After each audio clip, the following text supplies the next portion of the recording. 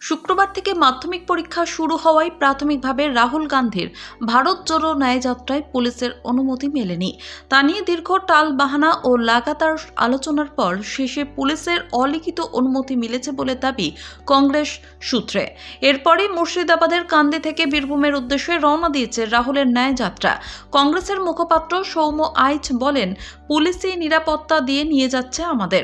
যদিও মুর্শিদাবাদ বা বীরভূম পুলিশের তরফে এ ব্যাপারে সরকারিভাবে কিছু জানানো হয়নি। কংগ্রেস সূত্রে খবর, পুলিশের তরফে লিখিত অনুমতি দেওয়া হয়নি, অলিখিত অনুমতি দিয়েছে।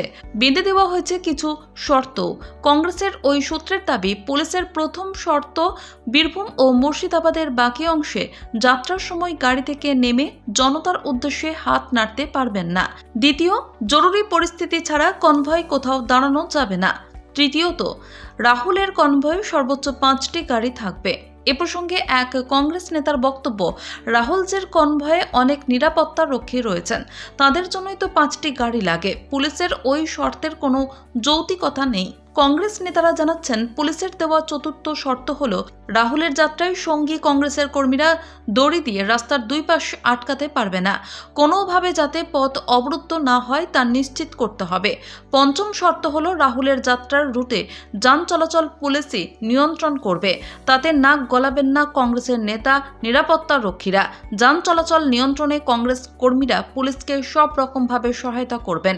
ষষ্ঠ শর্ত, রাহুলকে যদি জরুরি পরিস্থিতিতে গাড়ি থেকে নামতে হয় তাহলে সর্বোচ্চ 3 জন তার সঙ্গে নামতে পারবেন। সপ্তম শর্ত হলো, রাহুলের যাত্রাপথে কোনো মাধ্যমিক পরীক্ষা কেন্দ্র থাকলে সচেতন হতে হবে। পরীক্ষা শেষ হলে আশেপাশেই কোথাও যাত্রা থামিয়ে দিতে হবে। পরীক্ষার্থীরা পরীক্ষা কেন্দ্র থেকে বেরিয়ে গেলে তারপর আবার যাত্রা শুরু করা যেতে পারে।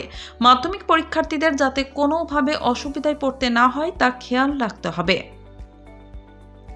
রাহুলের ভারত জোড়ো ন্যায়যাত্রা মুর্শিদাবাদ জেলার খারগ্রাম, আওগ্রাম, এরোয়ালি, পুরুলিয়া হয়ে শুক্রবার বীরভূমের তারাপীঠ থানার বুধিগ্রাম অঞ্চলের মাঝিপাড়ায় পৌঁছানোর কথা। রাহুলের সঙ্গে থাকবেন প্রদেশ কংগ্রেস সভাপতি অধীর চৌধুরী।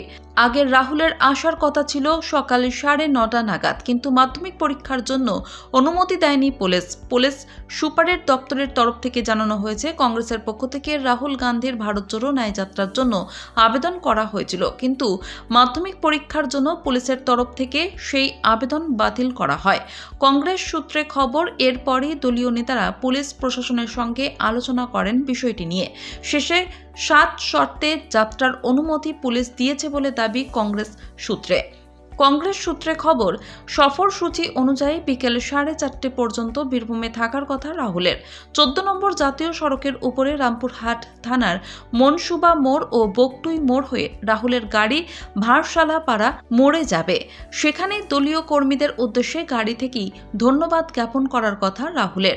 সেই কারণে ভারশালাপাড়া মোড়ে রাহুলের গাড়ি কিছুক্ষণের জন্য দাঁড় করানো হতে পারে, কিন্তু পুলিশি শর্তের কারণে তা সম্ভব হবে না বলেই মনে করছেন কংগ্রেস নেতারা।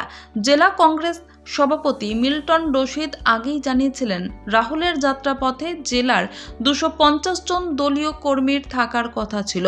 রাহুলের দুপুরের খাবারের ব্যবস্থা করা হয়েছিল মারগ্রাম থানার ভোল্লা ক্যানেল মোড় পেরিয়ে একটি বেসরকারি স্কুলে। এক কংগ্রেস নেতার কথায়, এসব হয়তো কিছুই হবে না, এমনিতেই অনেক দেরি হয়ে গিয়েছে। যাত্রা জাতীয় সড়ক ধরে নলহাটি ও মুরারয়ের রাজগ্রাম পেরিয়ে সোজা ঝাড়খণ্ডে চলে যাবে হয়তো।